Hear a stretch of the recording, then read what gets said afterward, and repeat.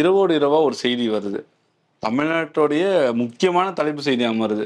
திமுகவும், அதிமுகவும் இணைந்து ஒரு ஆட்சி அமைக்க போறாங்க. இதுல திருமாவளவன் அவர்கள முதல்வரா ஆக்கலாம். துணை முதல்வர் குடுக்கலாம். அதிமுக அமைச்சரவையில இருக்கலாம். நாங்க உங்களுக்கு முழு உதவி பண்றோம். நாங்க எதிர்க்கட்சியா இருக்கிறோம். அப்படிலாம் சொல்றாங்க. இந்த செய்தி உண்மையா, பொய்யாங்கிறதெல்லாம் யோசிச்சுட்டு இருக்கும்போதே ஆல்மோஸ்ட் ஒரு உண்மைங்கிற மாரியே எல்லாத்துக்குமே தெரிஞ்சிருச்சு. இந்த தகவல் வரும்போது நீங்க எப்படி இருந்தீங்க? என்ன யோசிச்சீங்க? இல்ல இது ஒரு நடந்தா நல்லதுதான் நினைச்சேன் நானு. ஒரு மகிழ்ச்சியான செய்தியா இருக்குது. இப்பயாவது வந்து ஒரு தமிழ்நாட்டுல அதுக்கான ஒரு சூழல் உருவாகியிருக்கு. இல்ல திருமாவளவன் முதல்வர் ஆகலாங்கிறது மகிழ்ச்சியா இருந்ததா? திமுக, அதிமுக இணையிறது மகிழ்ச்சியா இல்ல. திருமாவளவன் அவர்கள் எங்களுடைய தலைவர் அவர்கள் முதலமைச்சர் ஆகிறது அப்படிங்கிறது தமிழ்நாட்டில் இருக்கிற அத்தனை தலித்துகளுக்கும் ஒரு ஒரு தலித் முதல்வர் ஆகணும் அப்படிங்கிறத விரும்புகின்ற பொதுமக்களுக்குமான ஒரு நற்செய்தியாக தான் நான் வந்து பார்க்குறேன் நான். அதில் வந்து எந்த மாற்று கருத்துல ஒரு ஒரு ஒரு இந்த முன்னெடுப்பே இந்த முயற்சியை வந்து ரொம்ப முக்கியமானதை நான் வந்து பார்க்குறேன். அதனால நான் அது நடந்திருந்தால் ரொம்ப மகிழ்ச்சியாக இருந்திருக்கும். அந்த வாய்ப்பு வந்து இது நீங்கள் சொல்கிறது எல்லாமே வந்து சொல்லப்பட்டது, கேட்கப்பட்டது, அறியப்பட்டது தான். எதுவும் அதிகாரப்பூர்வமானதில்லை. ஆனா இன்னைக்கு உங்க தலைவர் அதை உறுதிப்படுத்திட்டாங்களா? எப்படி ஒரு நேர்காணல்ல இன்னைக்கு சொல்லியிருந்தாங்க. ஒரு நபர் வந்து பேசினாரு, இவங்க 2 பேரும் போகலாம், நீங்க முதல்வர் வேட்பாளர் ஆகலாம் இப்படிலாம் சொல்லியிருந்தாங்க. நாங்க வந்து எழுந்து வந்துட்டேன். அப்புறம் தொலைபேசியில தான் பேசினோம். ஒரு 2 நிமிஷம் பேசினோம். இல்லை வேண்டான்னு சொல்லிட்டு நாங்க வந்துட்டோம். இப்படிலாம் சொன்னாங்க. இது அவங்க தலைவர் சொன்னதுக்கு அப்புறம் தான் இந்த விஷயங்கள் எல்லாமே உறுதியானதாவே நம்பப்பட்டது. இல்லை அதுதான் அவருக்கும் தலைவர் அவர்களுக்கும் சொல்லப்பட்டது தான். யாரும் வந்து அதிகாரப்பூர்வமாக யாரும் வந்து பேசலை. அப்போ இது எல்லாமே வந்து இந்த மாதிரியான ஒரு வாய்ப்பை வந்து நம்ம பயன்படுத்தணும் அப்படிங்கிறத வந்து எங்களுடைய தலைவர் அவர்கள் அதை விரும்பாமல், ஏன்னா இது எல்லாமே வந்து சொல்லப்பட்டது, அறியப்பட்டது தானே. அதிகாரப்பூர்வமாக வந்து இவங்க தான் வந்து இப்போ முக்கியமாக வந்து இதில் யார் பேசணும்? அதிமுகனா எடப்பாடி பழனிசாமி அவர்கள் பேசணும். இதுன்னா அவர் பேசணும். 2 பேருமே வந்து உட்காந்து பேசினா தானே அது வந்து உறுதிப்படுத்தப்படும். அப்போ உறுதிப்படுத்தப்படாத செய்தி தான் அது. ஆனால் இந்த மாதிரியான ஒரு இப்பயாவது அது குறித்து விவாதிக்கப்பட்டது. இந்த சூழலையாவது எங்கள் தலைவருடைய பேர் வந்து முதல்வர் வேட்பாளரை வந்து முன்னெடுக்கப்படுகிறது அப்படின்னா, அந்த அளவில் வந்து இந்த தமிழ் சமூகத்தில் ஒரு ஒரு சின்ன ஒரு அசைவு ஏற்பட்டிருக்கு. அடுத்த முறையில் வந்து கட்டாயம் வந்து அவர் பேரை வந்து தைரியமாக வந்து முன்மொழியலாம் அப்படிங்கிற இடத்துக்கு நான் வந்து அப்படித்தான் நான் வந்து பார்க்குறேன். பாசிட்டிவாக பார்க்குறாரு.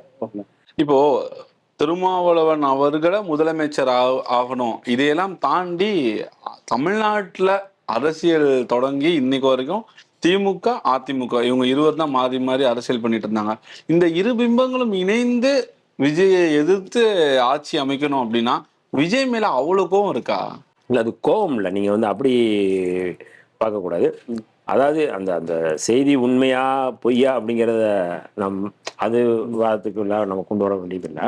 திமுக அதிமுகவும் இணைவது அப்படிங்கிறது இதுக்கு முன்பே வந்து பலர் வந்து முயற்சி பண்ணியிருக்கிறாங்கன்னு சொன்னாங்க. பட்நாயக்கு யாரோ கூட வந்து முயற்சி பண்ணியிருக்கிறாங்க அப்படிங்கிறது வந்து சொன்னாங்க. அது நடந்திருக்கு. தமிழ்நாட்டுக்கு நல்லது.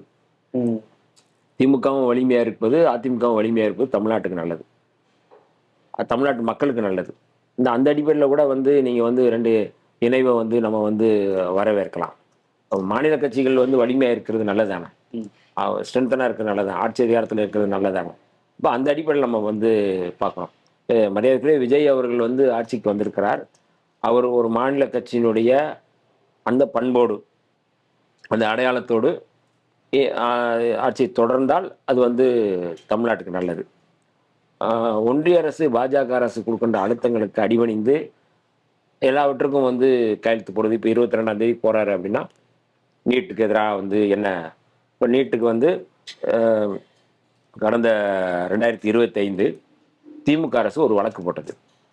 ரொம்ப முக்கியமான வழக்கு. நீட் தேர்வே வந்து கூட்டாட்சி தத்துவத்துக்கு எதிரானது. அதான் வழக்கு. 2021 வந்து வழக்கு போடுறாங்க. திமுக அரசு வந்து ஏகே ராஜன் அவருடைய தலைமையில், நீதியரசர் தலைமையில் ஒரு குழு போடுறாங்க. அதில் பரிந்துரை வந்து நீட்டு ஏன் கூடாது அப்படிங்கிறது இருக்கு. அப்போ இது எல்லாம் வந்து நீங்கள் வந்து கவனத்தில் எடுத்துக்கொண்டு அதை வந்து பிரதமர் மோடிகிட்ட சொல்கிறது, நீட்டு வேணாம், ரைட், ரொம்ப முக்கியமானது தமிழ்நாட்டுக்கு, அது வந்து நாங்கள் பிஎம்ஸ்டி இதில் வந்து திட்டத்தில் வந்து நான் கையெழுத்து போட மாட்டோம், எங்களுக்கு இருமொழி கொள்கை, எங்களுக்கான ஃபண்டை நீங்கள் கொடுங்க, கடந்த காலங்களில் வந்து எந்தெந்த திட்டங்களுக்கெல்லாம் நிதி மறுக்கப்பட்டதோ அந்த நிதி மறுப்புக்கான இதை கொடுங்க. இது 22ஆம் தேதி. இது இப்படி கேட்கும் பொழுது இன்னும் கூடுதலான ஒரு பாசிட்டிவாக வந்து அவரை பார்ப்பாங்க. அப்போ நீங்கள் மாநில கட்சிகளுடைய அந்த பண்பு தாவேக்காவுக்கு இருக்கா இல்லையா அப்படிங்கிறது அவருடைய போக போக அவருடைய நடவடிக்கையிலிருந்து அவருடைய செயல் திட்டங்கிறது நமக்கு வந்து தெரியும். நான் எனக்கு இறுதியா ஒரு கேள்வி. திரு திருமாவளவன் அவர்களை இதுவரைக்கும் திமுகவோ அதிமுகவோ ஒரு அமைச்சரவையை பற்றி கூட அவரிடம் எதுவும் பேசினது கிடையாது. இப்படியான ஒரு சூழல்ல இந்த காலகட்டத்துல ஒருத்தவரை எதிர்க்கும் விதமாகவும் தமிழ்நாட்டுல ஒரு புதிய ஆட்சியை கொண்டு வருவதற்காகவும் திருமாவளவன் அவர்களை முதல்வர் ஆக்கும் ரேஞ்சுக்கு போயிருக்கிறாங்களே. இத்தனை வருடம் இல்லாத அன்பு பாசம் இதெல்லாம் இந்த தேர்தல் மட்டும் எதுக்கு? இல்லை, அது எல்லாமே வந்து நீங்கள் வந்து தேர்தல் அரசியல் தான் வந்து தீர்மானிக்குது, சமூக ரீதியாக இல்லை. சமூக ரீதியாக நீங்கள் வந்து போய் ஒரு சாதி மறுப்பு திருமணம் செஞ்சால் வெட்டி படுகொலை செய்கிறாங்க. அந்த படுகொலையை கூட கண்டிக்கிறதுக்கோ அந்த படுகொலைக்கு எதிராக வந்து போராட்டம் நடத்துவதற்கோ இங்கே ஆட்களில் விடுதலை சிறுத்தைகள் தான் நாங்கள் வந்து போராடுறோம். ஆனால் ஒரு முதல்வர் அப்படிங்கிற அந்த ஏற்பாடை வந்து 2 பேரும் இது எல்லாமே வந்து நம்ம வந்து எதுவும் உறுதி சொல்ல முடியாதுங்க. ஆனால் அந்த மாதிரி ஒரு முயற்சி இருக்குது அப்படின்னா நீங்கள் சொன்னது போல இது அரசியல் தானே தவிர வந்து சமூக ரீதியான சமூக ஜனநாயகம், புரட்சியாளர் அம்பேத்கர் சொன்னது சமூக ஜனநாயகம், அரசியல் ஜனநாயகம், பொருளாதார ஜனநாயகம் சொல்லி சொல்லுவாங்க. இன்றைக்கி வந்து அரசியலில் வந்து ஒரு ஜனநாயகம் வந்து அதற்கான ஏற்பிசைவு இருக்குது. நீங்கள் வந்து ஆனால் சமூகத்தில் அது இருக்கா அப்படின்னா இல்லை. நீங்கள் வந்து கீழே வந்து மேலே உளவில் வந்து அங்கே தலைவர் ஆகிறதுக்கு வந்து முடியாதுன்னு சொல்லி தான் வெட்டி படுகொலை செய்கிறாங்க. அப்போ தான் எங்களுடைய தலைவர் சொன்னார், ராமனுடைய செருப்பு ஆளலாம் ஆனால் நாங்கள் ஆளக்கூடாதா அப்படிங்கிறது கேள்வி. அதுதான் நாங்கள் இந்த சூழலில் நாங்கள் கேட்கக்கூடிய கேள்வி. அதோட நாங்கள் இந்த நாட்டை வந்து ஆளக்கூடாது, நாங்கள் மண்ணின் மைந்தார்கள், பூர்வீக குடிகள், இந்த நாட்டை நாங்கள் ஆளுவதற்கான எல்லா தகுதியும் இருக்குது, தத்துவார்த்த ரீதியான பின்னணி இருக்குது. புரட்சியாளர் அம்பேத்கர் தான் இந்த அரசியலமைப்பு சட்டத்தை வகுக்கிறாரு, அந்த பின்னணி இருக்குது. தந்தை பெரியாருடைய அந்த கொள்கை பின்னணி இருக்குது, எல்லாமே எங்களுக்கு இருக்குது. அதனால் நீங்கள் இதுக்கான ஒரு சூழல் இருக்குது, அவங்க முன்மொழிகிறாங்க. இவ்வளோ காலம் இல்லைன்னா கூட இப்போயாவது வந்து முன்மொழிஞ்சாங்களே அப்படிங்கிற இடத்துக்கு நாங்கள் வந்து அதை வந்து பாசிட்டிவாக பார்க்குறோம். தமிழக முதல்வர் விஜயினுடைய இந்த அமைச்சரவையை எப்படி பார்க்குறீங்க? இன்னும் அவங்க பணி இன்னைக்கு தான் ஸ்டார்ட் பண்ணியிருக்கிறாங்க.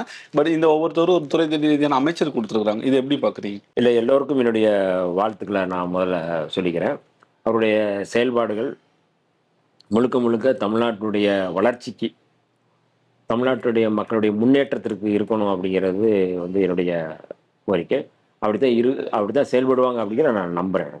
ஆட்சி அமைப்பதற்கு விஜய் உங்க கூட்டணியில் இருக்கக்கூடிய கட்சிகளெனா அழைத்து பேச்சுவார்த்தை நடத்தினாரு. தொகுதி எம்எல்ஏ வேணா உரிமை கேட்டிருந்தாரு. வேற எதுவும் பேசினாரா? ஆட்சியிலும் பங்கு அதிகாரத்திலும் உங்களுக்கு இந்த அமைச்சரவையெல்லாம் கொடுக்குறோம், டெப்டி சிஎம் கொடுக்குறோம், நீங்க எனக்கு உதவி பண்ணுங்க, நீங்க சப்போர்ட் பண்ணுங்க, தமிழ்நாட்டுக்கு எதுனா நீங்க தான் வரணும், நான் இப்பதான் புதுசாக வந்திருக்கேன், என்னை கைட் பண்ணி நீங்க தான் கையை பிடிச்சி கொண்டு போகணும், பாஜகவுக்கு எதிர்த்து நம்ம ஸ்ட்ராங்கான அரசியல் பண்ணணும், இது மாதிரி ஏதாவது பேசினாரா? இந்த பேச்சுவார்த்தையில நான் ஒன்றும் கலந்து கொள்ளவில்லை. அது குறித்து எனக்கு எதுவுமே தெரியாது.